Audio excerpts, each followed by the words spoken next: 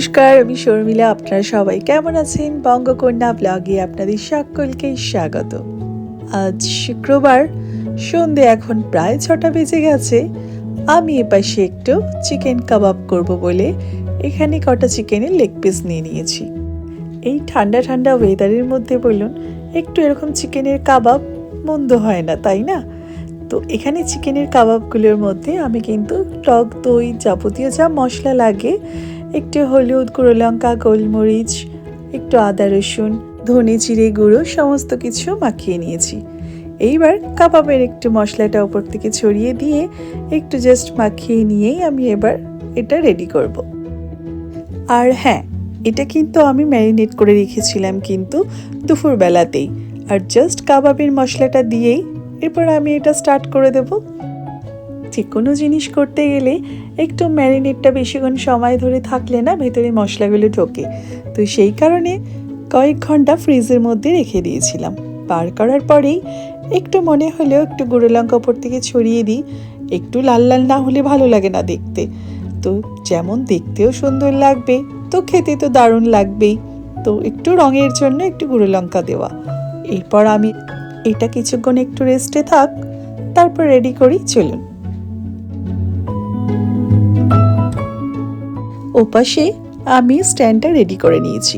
এবার এটা গ্রিলে দিই, তারপরে আপনাদের দেখাই। এমন শীতের দিনে কিন্তু এরকম 2-3টে হলে কিন্তু পোষায় না বলুন। আরও বেশ কটা করবো, ওপাশে ম্যারিনেট করা আছে, আগে এগুলো করে নিই। চিকেনটা এরকম দেখতে হয়েছে একটাই কারণ, আমি হালকা করে ছাতু উপর থেকে দিয়ে দিয়েছিলাম। এটা অনেকে অ্যাড করতেও পারেন, নাও করতে পারেন, এটা স্কিপ করে যেতে পারেন। ছাতু দিলে চিকেনের গায়ে মশলাগুলো কিন্তু এরকম মাখা থাকে। চলুন এবার এটা গ্রিলে হওয়ার জন্য দিয়ে দিই। দেখি কয়েক মিনিটের জন্য দিয়ে এটা দেখাই।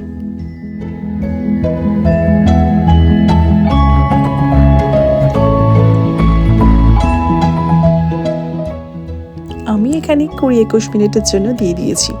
এটাও পাশে হতে থাক, তারপরে কিছুক্ষণ পরে এসে দেখছি। এইবার আমি একটু বের করে নিয়েছি, একটু ওপর থেকে অয়েল ব্রাশ করে দেব, তারপরে আবার এটাকে উল্টে আবার কিছুক্ষণ হতে দেব, তারপরে বের করে আবার দেখাচ্ছি।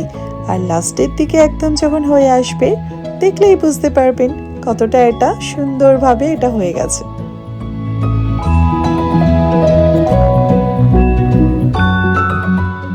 আমি চিকেনের কাবাবগুলো করলে কিন্তু এইরকম নিচে একটা ট্রে দিয়ে দিই, যার ফলে আমার মাইক্রোওয়েভটা নিচে কিন্তু ময়লা হয় না।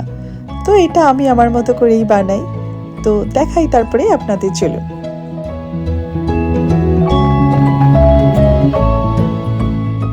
চারধারে দেখুন কত সুন্দর করে এটা কিন্তু গ্রিল হয়ে গেছে।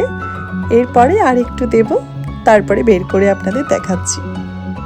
ওপাশে আমার হয়ে গেছে।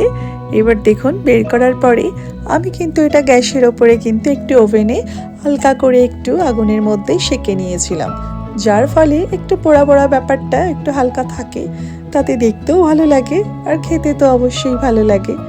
চলুন, আমার আজকে কিন্তু এটা পুরো রেডি হয়ে গেছে। তার মধ্যে কিন্তু বুবু দুবার করে এসে কিন্তু রান্নাঘরে ঘুরে গেছে। ওদের একটু আগে দিয়ে দিই, তারপরে আমি আবার দেখাচ্ছি আপনাদের। এত সুন্দর গন্ধ বেরোচ্ছে কাবাবের, ওদেরকে তো আগে ভাগে দিতে হলো। তারপরে আবার আমি সুন্দর করে সার্ভ করে নিয়ে রেডি করে এবার আপনাদের দেখাচ্ছি। কারণ বাচ্চা বুঝতেই পাচ্ছেন, ঝটপট করে আগে কাড়াকাড়ি করবে, কারণ অনেকক্ষণ থেকেই বুঝতে পারছি মা ওপাশে সুন্দর করে একটা কিছু রেডি করছে।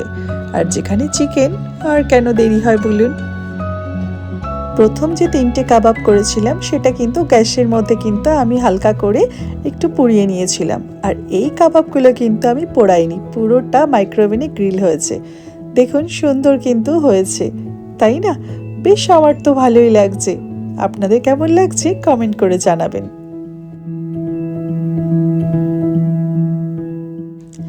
এবার খাবার পালা। চলুন আমি আর তুলি নিয়ে একটু বসে যাই। আর তাই আজ ব্লগটা এখানেই শেষ করছি। আপনারা কিন্তু ভালো থাকবেন, সুস্থ থাকবেন, সাবধানে থাকবেন। আর আমার এই ব্লগটা কেমন লেগেছে আমাকে কমেন্ট করে জানাবেন। ভালো লাগলে একটা লাইক শেয়ার করে দেবেন। আর হ্যাঁ, আমার ফেসবুক পেজ কিন্তু বঙ্গকন্যা ফলো করবেন, আর ইউটিউব চ্যানেলে বঙ্গকন্যা একটু সাবস্ক্রাইব করে দেবেন। আজকের মতো এখানেই শেষ করলাম। আবার দেখা হবে একটি নতুন ব্লগের সঙ্গে। আজকের মতো টাটা।